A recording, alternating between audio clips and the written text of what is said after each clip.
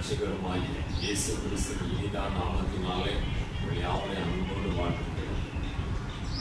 உபாகமம் புஸ்தகம் 33ஆம் அதிகாரம் 29ஆம் வசனம்.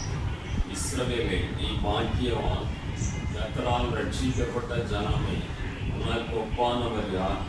உனக்கு சகாயம் செய்யும் கேடகமும் உனக்கு மகிமை பொருந்திய பட்டயமும் அவரே.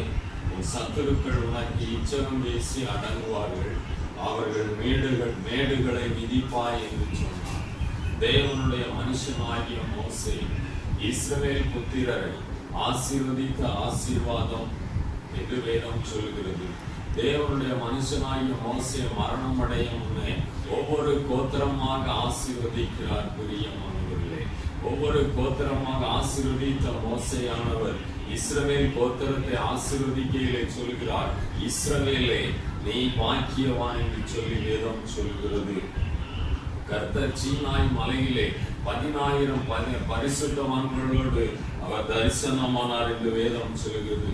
மெய்யாகவே அவர் ஜனங்களை சிநேகிக்கிறார்.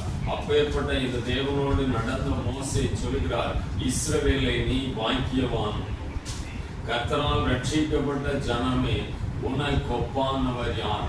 உனக்கு சகாயம் செய்யும் கேடகமும் மகிமை பொருந்திய பட்டயமும் அவரே என்று வேதம் சொல்லுகிறது. ஆதியாகமம் 15:1 அதிகாரத்திலே ஆபிரகாமை பார்த்து சொல்லுகிறார் ஆண்டவர், நீ பயப்படாதே, நான் உனக்கு கேடகமும் மகா பெரிய பலனுமாயிருக்கிறேன் என்று சொல்லி ஆண்டவர் ஆபிரகாமை ஆசீர்வதித்தார். பிரியமானவர்களே, இந்த தேவனுடைய மனுஷனாகிய மோசே இஸ்ரவேலை ஆசீர்வதிக்கிறார்.